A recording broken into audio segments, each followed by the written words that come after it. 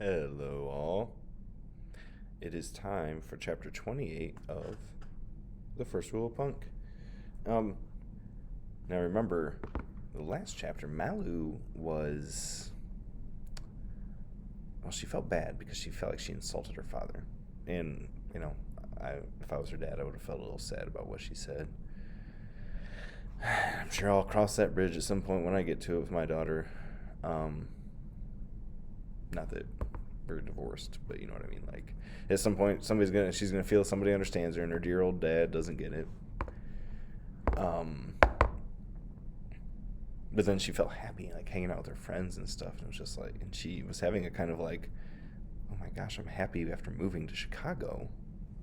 What? So we're gonna continue the story, and we're going to find out more about the Cocos and the Fall Fiesta.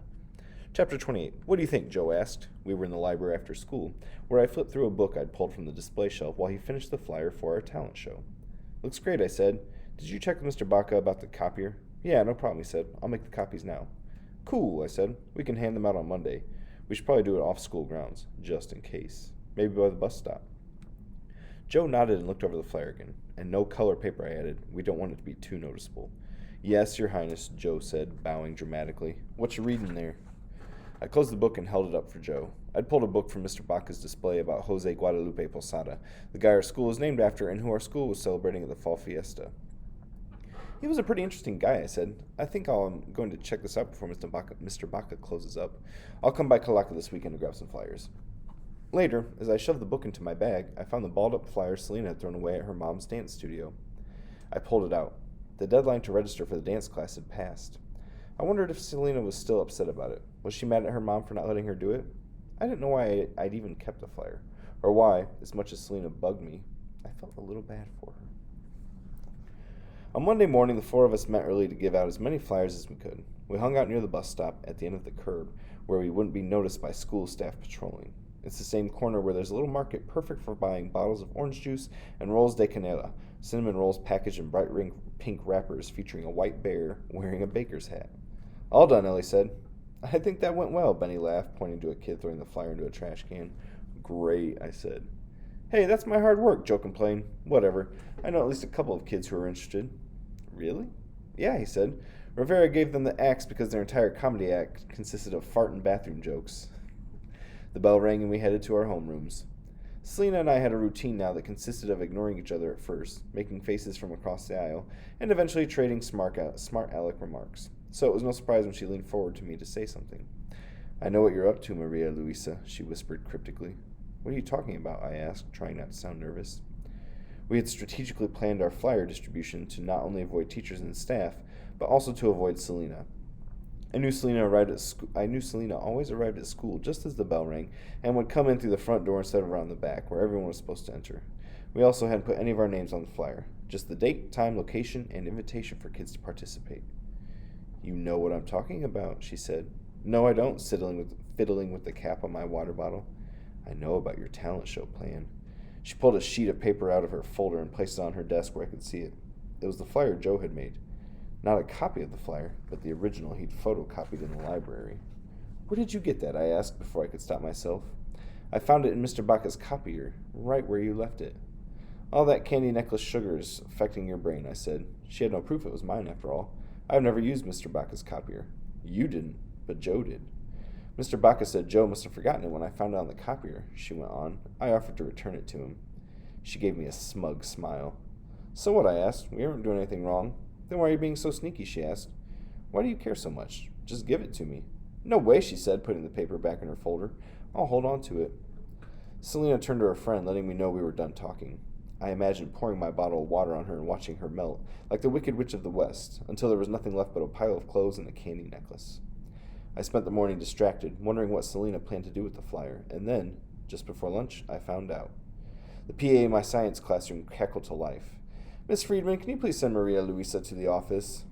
The whole class looked up from their microscopes, where we were studying plant cells, and faced me. Go on, Miss Friedman said. Take your things. When I walked into the front office, Mrs. Soto, the school secretary, looked up. Maria Luisa? I nodded. I didn't even bother correcting her because I was so nervous. Principal Rivera would like to see you, she said. Come on back. His office is at the end of the hallway. I walked through the little swinging door that separated the offices from the waiting area and headed down the hall. I'd never been inside a principal's office. All the while I thought about how when Ramona Quimby, age 8, Beezus told Ramona that she could remember the correct way to spell principal by remembering that the school principal was her pal. Yeah, right. Principal Rivera was staring at her computer screen when I walked up to the door. Maria Luisa, she said when she noticed me. Come in. Have a seat. I sat down on one of the chairs in front of her super neat desk. Notepad stacked to her right, a manila folder in front of her, and a calendar to her left. There was a fancy nameplate that read, Principal L. Rivera, right in front of me. I wondered what the L stood for. Is something wrong? I asked, sitting on the edge of my chair. You tell me, Principal Rivera placed her hands on top of the manila folder and waited. I stood up and did the fingertip test on my dress, hoping it was that. Your dress is fine, she said, and opened the folder. Maria Luisa, it's come to my attention that you and your friends are planning to disrupt the fall fiesta. Disrupt the fall fiesta, I asked. That's not true. I really was surprised to hear that. The plan was never to disrupt fall fiesta with our talent show. We just wanted to be part of it without being judged. Principal Rivera opened the folder and slid a piece of paper toward me. I didn't even have to look at it to know what it was. It was the original flyer Joe had made. Can you explain this? I stared at the flyer and tried to think of what to say, but nothing that wasn't a flat-out lie or the entire angry and uncensored truth came to mind, so I didn't say anything.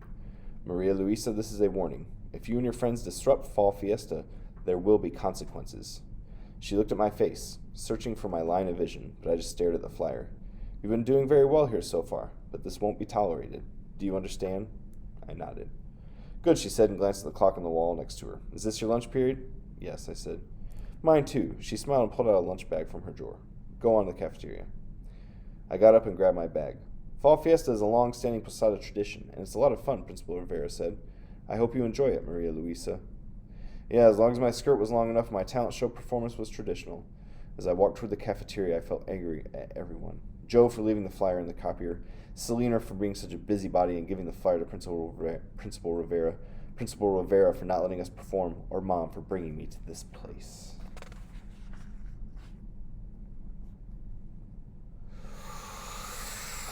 Ooh, that Selena. She gets my blood boiling.